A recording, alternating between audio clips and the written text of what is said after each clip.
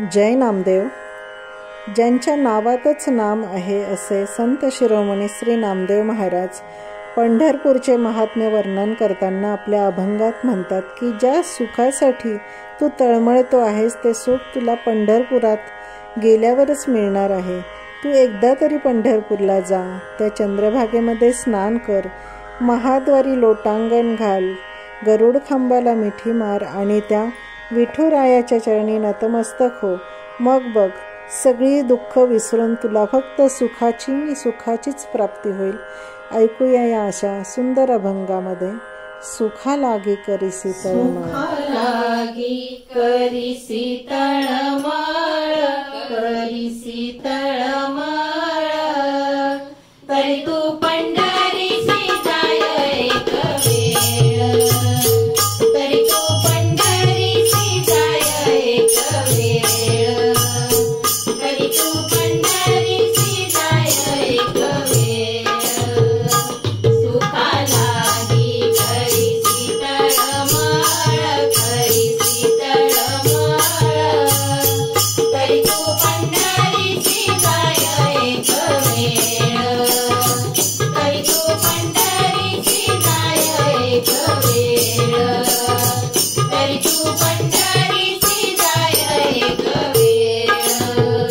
मग तू अवघाची सुख रूप होसी, मग तू अवघाची सुख रूप होसी, जन्मोजन्मीचे दुःख विसरसी, जन्मोजन्मीचे दुःख विसरसी, दुःख विसरसी, दुःख विसरसी.